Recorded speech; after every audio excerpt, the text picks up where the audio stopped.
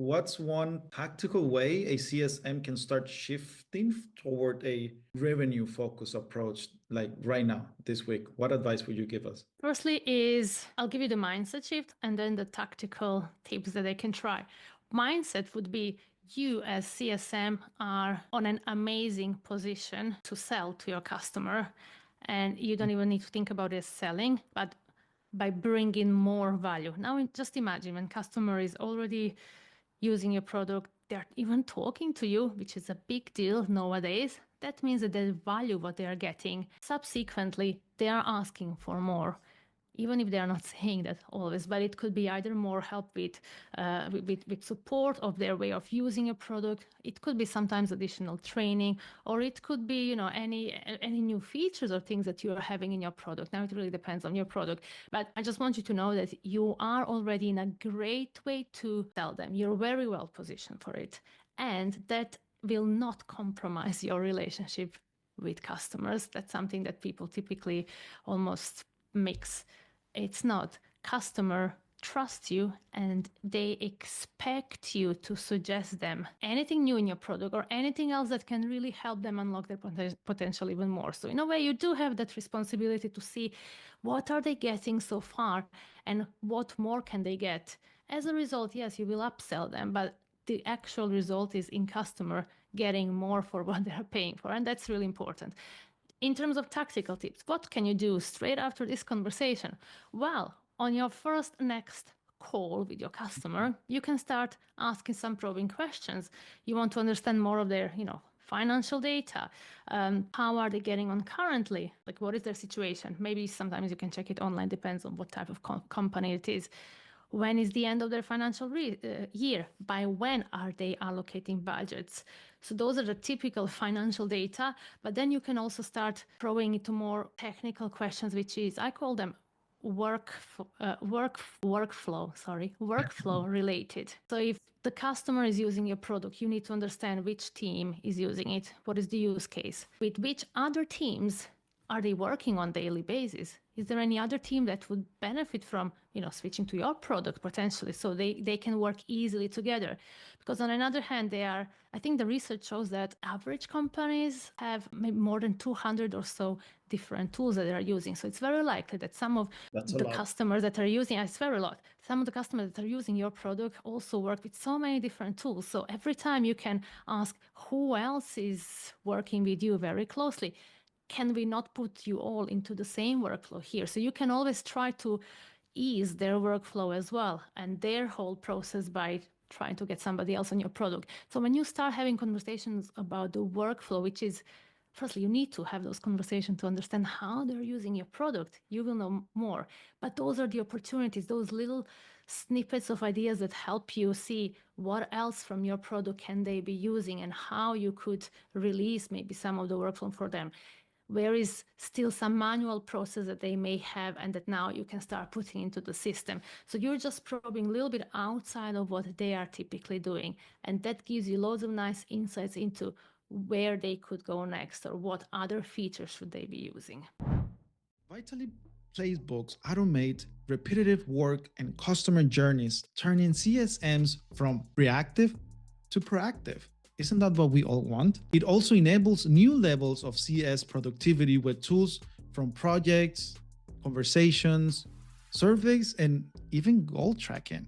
So what are you waiting for, everyone? Go ahead into today's episode description, click on the link vitally.io/CS Talks, and let's continue today's episode. You also talk a lot about confidence, right, Marija? You are a believer of confidence. I think you need to have confidence for everything. However, I think that very often we wait to have confidence, to build confidence before you start doing the work. And I don't think that is possible always. I don't know, maybe that's controversial, but very often you just gain confidence by repeating the same things over and over again. Just before we started recording, when I asked you about the podcast and how you're feeling about it now, you said, oh, I feel much more confident. Things are getting much easier. Yes, by repeating, the confidence comes. Now, if you were waiting to get or gain confidence in order to start podcast, you wouldn't have that many episodes that you have under your belt so far, you would maybe still be waiting and gaining that confidence. So it's not like a chicken and egg situation, but it's not about waiting for confidence to happen. And I understand very often CSMs especially may say, well, I don't have confidence in selling. I don't know how to say, I don't know how to negotiate. Maybe I need to gain more confidence in that.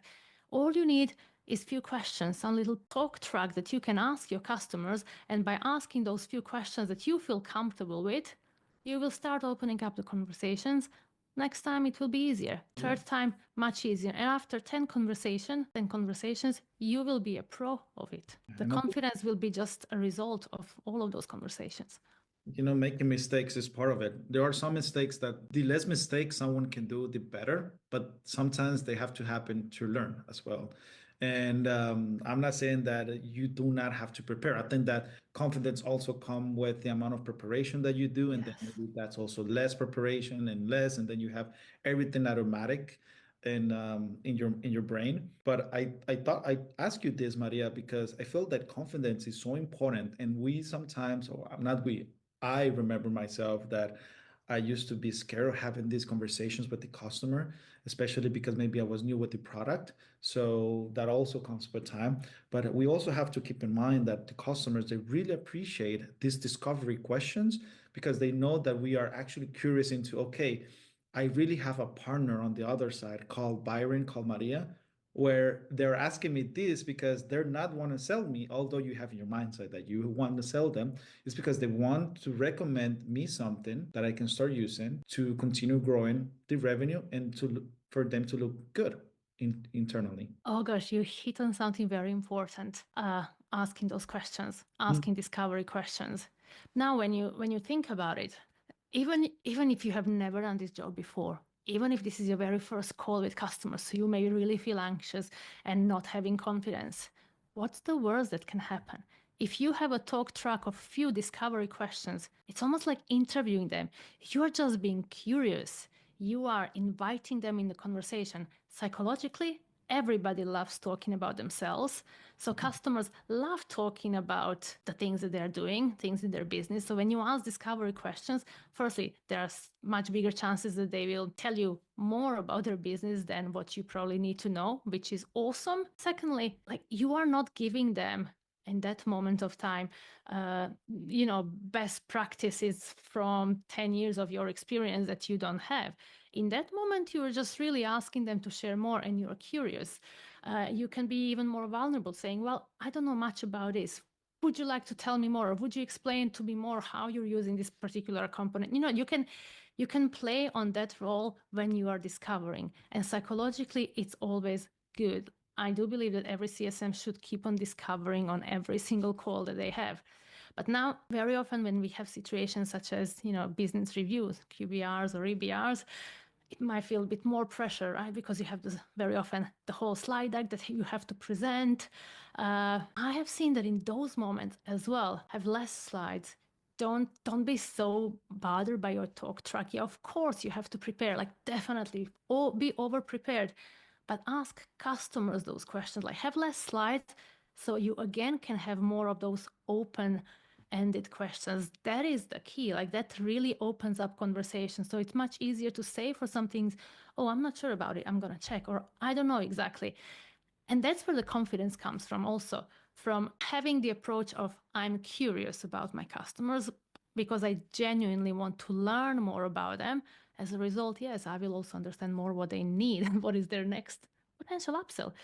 And then also you can easily say, I'm not sure about something. Like, I don't know, having the almost giving yourself permission to say, I don't know, is where confidence comes from as well. Because what is the worst thing that can happen?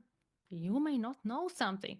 That was today's CSM quick lesson. For the full conversation and more practical tips, just go and check out today's episode description where you will have the link to the full conversation.